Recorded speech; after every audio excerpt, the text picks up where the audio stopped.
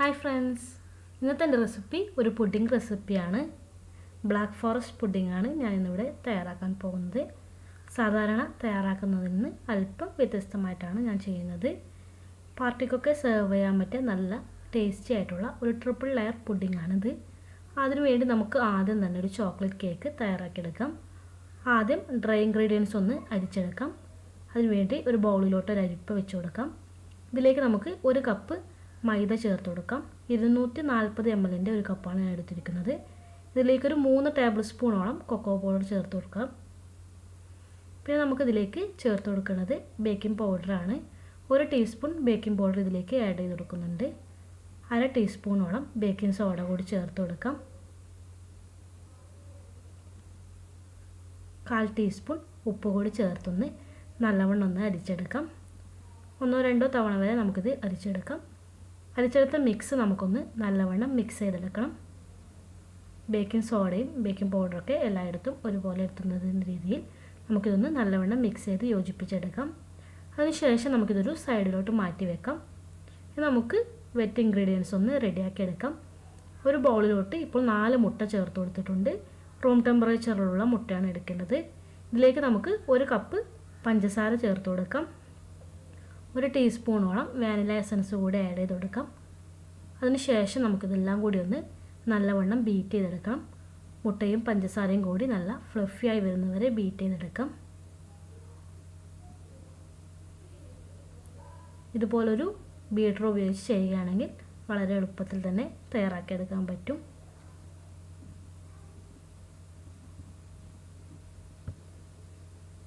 ബീറ്ററിൻ്റെ mark മുട്ടയെ നല്ലവണ്ണം തെളിഞ്ഞു വരണം. ആ ഒരു സ്റ്റേജ് വരെ നമുക്ക് ബീറ്റ് ചെയ്തെടുക്കണം. ഇപ്പോൾ മുട്ട നല്ലവണ്ണം ബീറ്റായി കിട്ടിയിട്ടുണ്ട്. ഇനി നമുക്കിതിലേക്ക് ബാക്കിയുള്ള ഇൻഗ്രീഡിയൻസ് കൂടി ചേർത്ത് കൊടുക്കണം. ഇതിലേക്ക് നമുക്ക് ചേർത്ത് കൊടുക്കുന്നതിന് വെജിറ്റബിൾ ഓയിലാണ്. ഞാനിപ്പോൾ ഉപയോഗിച്ചെടുക്കുന്നത് സൺഫ്ലവർ ഓയിലാണ്. ഏത് തരം റിഫൈൻഡ് ഓയിലും ഇതിനു വേണ്ടി യൂസ് ചെയ്യാം. ബട്ടറാണ് യൂസ് ചെയ്യുന്നതെങ്കിൽ മെൽറ്റ് ചെയ്ത് വെച്ചിരിക്കുന്ന റൂം ടെമ്പറേച്ചറുള്ള ബട്ടർ ചേർത്ത് കൊടുക്കാം. ഇതിലേക്ക് ഒരു 1/4 കപ്പോളം വെജിറ്റബിൾ ഓയിൽ കൂടി ചേർത്തതിന് ശേഷം ഒന്ന് 1 മിനിറ്റോളം ഒന്ന് ബീറ്റ് ചെയ്തെടുക്കാം. ഇനി ഒരുപാട് സമയം ബീറ്റ് ചെയ്യേണ്ട ആവശ്യമില്ല.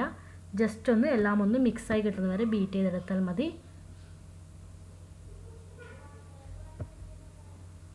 ഇതിലേക്ക് നമുക്ക് ഡ്രൈ ഇൻഗ്രീഡിയൻസ് ഒക്കെ ഒന്ന് ഫോൾഡ് ചെയ്തെടുക്കണം. അല്പാൽപമായി ചേർത്തൊന്ന് ഫോൾഡ് ചെയ്തെടുക്കണം. ഇതിൻ്റെ ഇടവിട്ടായി നമുക്ക് പാല് കൂടി ചേർത്ത് കൊടുക്കണം. ചൂടാക്കിയ പാലൊന്നല്ല, നോർമൽ മിൽക്കാണ് ചേർത്ത് കൊടുക്കേണ്ടത്. 1/2 കപ്പ് പാൽ കൂടി ഈ സമയത്ത് അല്പാൽപമായി ചേർത്തൊന്ന് ഫോൾഡ് ചെയ്തെടുക്കാം.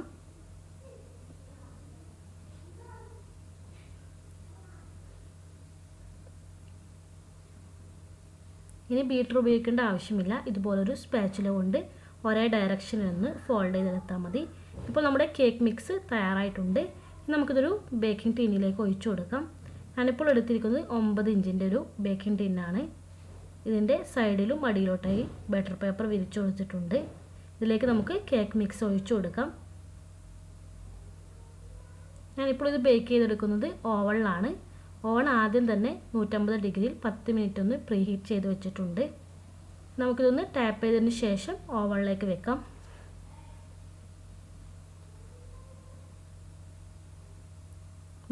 ഡിഗ്രിയിൽ ഏകദേശം ഒരു 30 മുതൽ 35 മിനിറ്റ് വരെ നമുക്കിത് ബേക്ക് ചെയ്തെടുക്കാം. ഇപ്പോൾ കുക്ക് ചെയ്തെടുക്കുന്ന കേക്ക് ഞാനിപ്പോൾ 2 ലെയറായിട്ട് മുറിച്ചെടുത്തിട്ടുണ്ട്. ഇതിൽ നിന്ന് ഒരു ലെയർ മാത്രമേ ഈ പുഡിങ്ങിന് വേണ്ടി യൂസ് ചെയ്യുന്നുള്ളൂ. ഇനി നമുക്ക് ഇതിന് വേണ്ടിയുള്ള പുഡിംഗ് മിക്സ് തയ്യാറാക്കിയെടുക്കാം. ഇതിപ്പോൾ 1/2 ലിറ്റർ പാലുണ്ട്. ഇതൊന്ന് നമുക്ക് നല്ലവണ്ണം തിളപ്പിച്ചെടുക്കണം. ഇതിലേക്ക് വേണ്ടി 5 ഗ്രാം ചൈന ഗ്രാസാണ് മെൽറ്റ് ചെയ്തെടുക്കുന്നത്.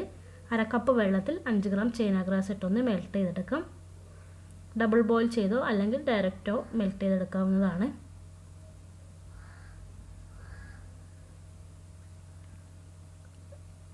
ചൈന ഗ്രാസിന് പകരമായി ജെലാറ്റിൻ യൂസ് ചെയ്യാം. ജെലാറ്റിൻ യൂസ് ചെയ്യുന്നതാണെങ്കിൽ ഒരു 2 ടേബിൾ സ്പൂൺ എടുത്താൽ മതി. ഇപ്പോൾ പാല് നല്ലവണ്ണം തിളക്കാൻ തുടങ്ങിയിട്ടുണ്ട്. ഇതിലേക്ക് നമുക്ക് മധുരത്തിനനുസരിച്ച് പഞ്ചസാര ചേർത്ത് കൊടുക്കാം. ഞാനിപ്പോൾ ഏകദേശം ഒരു 4 ടേബിൾ സ്പൂണോളം പഞ്ചസാരയാണ് ആഡ് ചെയ്തിരുന്നത്. കണ്ടൻസ്ഡ് മിൽക്ക് കൂടി നിങ്ങൾക്ക് ഇതിലേക്ക് ആഡ് ചെയ്ത് കൊടുക്കാം. ഞാനിപ്പോൾ ആഡ് ചെയ്ത് കൊടുക്കുന്നില്ല, പഞ്ചസാര മാത്രമാണ് ചേർത്ത് കൊടുക്കുന്നത്. അത് നിങ്ങളുടെ ടേസ്റ്റിനനുസരിച്ച് വ്യത്യാസം എടുത്താം. ഇനി നമുക്കിതൊന്ന് നല്ലവണ്ണം ഒന്ന് തിളച്ച് അല്പം ഒന്ന് കുറുകി കിട്ടണം. അതുവരെ വെയിറ്റ് ചെയ്യാം. ഈ സമയത്ത് തന്നെ നമ്മുടെ ചൈന ഗ്രാസും നല്ലവണ്ണം മെൽട്ടായി വന്നിട്ടുണ്ട്.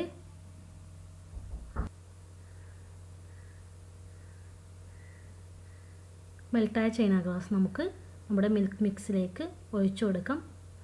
ഇതിലേക്ക് വേണമെങ്കിൽ നിങ്ങൾക്ക് 1 ടീസ്പൂണോളം വാനില എസൻസ് കൂടി ചേർത്ത് കൊടുക്കാം. ഇതിലേക്ക് നമുക്ക് മെൽറ്റ് ചെയ്ത ചൈന ഗ്രാസ് കൂടി ചേർത്തൊന്ന് നല്ലവണ്ണം ഒന്ന് മിക്സ് ചെയ്തെടുക്കാം.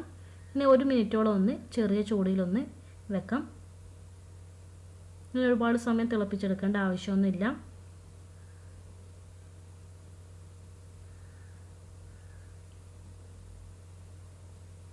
ഇപ്പോൾ നമ്മുടെ പുഡിംഗ് മിക്സ് തയ്യാറായിട്ടുണ്ട്. ഞാനിപ്പോൾ പുഡിംഗ് സെറ്റ് ചെയ്തെടുക്കുന്നത് ആദ്യം കേക്ക് തയ്യാറാക്കിയ അതേ ടിന്നിലാണ്. ഇതിലേക്ക് നമുക്ക് ഫസ്റ്റ് ലെയറായിട്ട് നമ്മുടെ മിൽക്ക് പുഡിംഗ് മിക്സ് ഒഴിച്ചു കൊടുക്കാം. 3 ലെയറായിട്ടാണ് ഈ പുഡിംഗ് ചെയ്യുന്നത്. നമുക്കിത് റൂം ടെമ്പറേച്ചറിൽ വെച്ച് തന്നെ നല്ലവണ്ണം ഒന്ന് തണുക്കാൻ അനുവദിക്കാം. തണുത്തതിന് ശേഷം നമുക്കിത് ഫ്രിഡ്ജിലോട്ട് മാറ്റാം. ഇതിപ്പോൾ 1 മണിക്കൂർ ഫ്രിഡ്ജിൽ വെച്ച് സെറ്റ് ചെയ്തെടുത്തിരിക്കുന്ന പുഡിംഗ് ആണ്. പുഡിംഗ് നല്ലവണ്ണം സെറ്റ് ആയതിനു ശേഷം വേണം ഇതിൻ്റെ മുകളിലോട്ടായി സെക്കൻഡ് ലെയർ വെച്ച് കൊടുക്കാൻ വേണ്ടിയിട്ട്. ഞാനിപ്പോൾ ഇതിൽ തന്നെ തയ്യാറാക്കിയ കേക്ക് ആയതുകൊണ്ട് ഡയറക്റ്റ് ആ വലിയ പീസ് തന്നെ ഇതിൽ വെച്ച് കൊടുക്കുകയാണ് ചെയ്യുന്നത്. നിങ്ങൾ വേറെ പാത്രത്തിലാണ് സെറ്റ് ചെയ്യുന്നതെങ്കിൽ കേക്ക് ചെറിയ ചെറിയ പീസായി കട്ട് ചെയ്ത് ആ പാത്രത്തിന് കണക്കായിട്ടൊന്ന് വെച്ച് കൊടുത്താൽ മതി. ഇതിൻ്റെ മുകളിലായി നമുക്ക് ചോക്ലേറ്റ് സിറപ്പ് ഒന്ന് സ്പ്രെഡ് ചെയ്ത് കൊടുക്കാം. ഇതിന് പകരമായി നിങ്ങൾക്ക് ഷുഗർ സിറപ്പ് സ്പ്രെഡ് ചെയ്ത് കൊടുത്താലും മതി. ഞാൻ അല്പം ഒരു ഡിഫറെൻ്റ് ആയിട്ടാണ് ചെയ്യുന്നത്. എല്ലായിടത്തും ഒന്ന് ഒരുപോലെ ഒന്ന് സ്പ്രെഡ് ചെയ്ത് കൊടുക്കാം.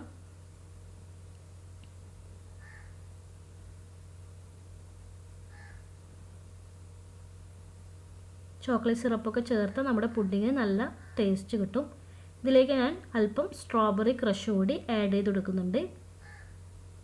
ഏകദേശം ഒരു 3-4 ടേബിൾ സ്പൂൺ സ്ട്രോബെറി ക്രഷ് നമുക്ക് ഈ സമയത്ത് ഇതിൻ്റെ മുകളിലോട്ടായി സ്പ്രെഡ് ചെയ്ത് കൊടുക്കാം. എല്ലാ ഭാഗത്തും ഒരുപോലെ എത്തുന്ന രീതിയിലൊന്ന് സ്പൂൺ വെച്ച് സ്പ്രെഡ് ചെയ്ത് കൊടുത്താൽ മതി.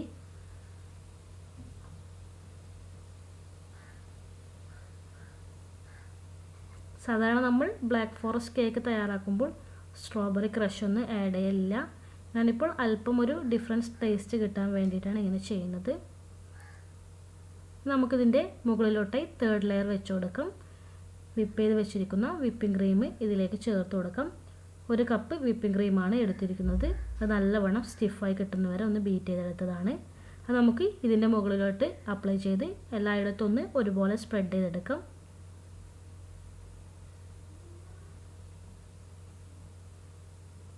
ഒരേ ലെവലിൽ എല്ലായിടത്തും ഒരുപോലെ സ്പ്രെഡ് ചെയ്തെടുക്കണം. ഇതുപോലൊരു സ്പാച്ചുല ഉപയോഗിച്ചൊന്ന് സ്പ്രെഡ് ചെയ്ത് കൊടുത്താൽ മതി.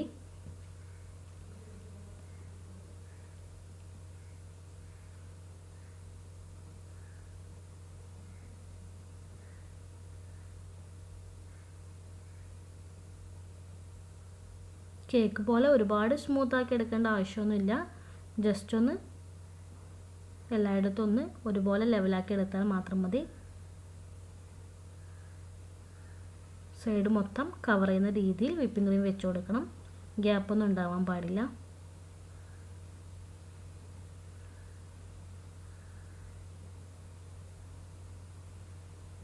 ഇപ്പോൾ വിപ്പിംഗ് ക്രീം വെച്ച് എല്ലായിടത്തും ഒന്ന് സ്പ്രെഡ് ചെയ്തെടുത്തിട്ടുണ്ട്.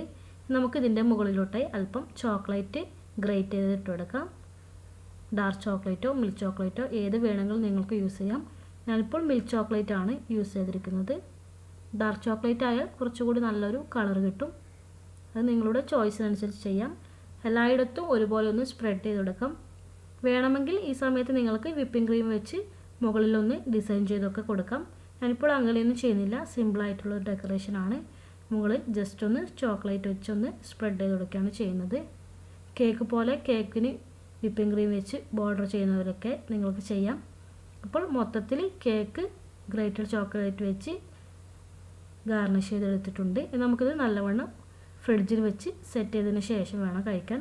ഏകദേശം 12 മണിക്കൂറെങ്കിലും ഫ്രിഡ്ജിൽ വെച്ചതിന് ശേഷം കഴിക്കുകയാണെങ്കിൽ കൂടുതൽ ടേസ്റ്റി ആയിരിക്കും. ഞാനിപ്പോൾ ഇത് ഓവർനൈറ്റ് ഫ്രിഡ്ജിൽ വെക്കുകയാണ് ചെയ്യുന്നത്. അതിനുശേഷം കട്ട് ചെയ്ത് സെർവ് ചെയ്യാം. നല്ല ടേസ്റ്റി ആയിട്ടുള്ള അതേസമയം നല്ല സിമ്പിളായിട്ടുള്ള ഒരു പുഡിംഗ് റെസിപ്പിയാണ്. നിങ്ങൾ കേക്ക് ഉണ്ടാക്കി അതിൻ്റെ പീസ് ബാക്കിയുണ്ടെങ്കിൽ ഇങ്ങനെ ചെയ്തെടുത്താൽ മതി. കുട്ടികൾക്കൊക്കെ തീർച്ചയായും ഇഷ്ടപ്പെടും. പാർട്ടികൾക്കൊക്കെ സെർവ് ചെയ്യാൻ പറ്റിയ നല്ല വെറൈറ്റി ആയിട്ടുള്ളൊരു പുഡിംഗ് തന്നെയാണിത്. എൻ്റെ ഈ റെസിപ്പി നിങ്ങൾക്ക് എല്ലാവർക്കും ഇഷ്ടമായെന്ന് വിചാരിക്കുന്നു. ഇഷ്ടമായെങ്കിൽ ഈ വീഡിയോ ലൈക്ക് ചെയ്യാനും ഷെയർ ചെയ്യാനും അതോടൊപ്പം തന്നെ എൻ്റെ ചാനൽ സബ്സ്ക്രൈബ് ചെയ്യാനും മറക്കരുത്. കൂടെ തന്നെ ആ ബെല്ലൈക്കൺ കൂടി ഒന്ന് പ്രസ് ചെയ്യണം. അപ്പോൾ ഞാൻ പുതുതായിട്ട് വീഡിയോസ് ഇടുമ്പോൾ നിങ്ങൾക്ക് മൊബൈലിൽ നോട്ടിഫിക്കേഷൻ ലഭിക്കുകയുള്ളൂ. അപ്പോൾ എൻ്റെ വീഡിയോസ് നിങ്ങൾക്ക് മിസ് ചെയ്യാതെ കാണാൻ പറ്റും. ഇനി നമുക്ക് വീണ്ടും നല്ല റെസിപ്പിയുമായി കാണാം. അതുവരെ എല്ലാവർക്കും ബൈ.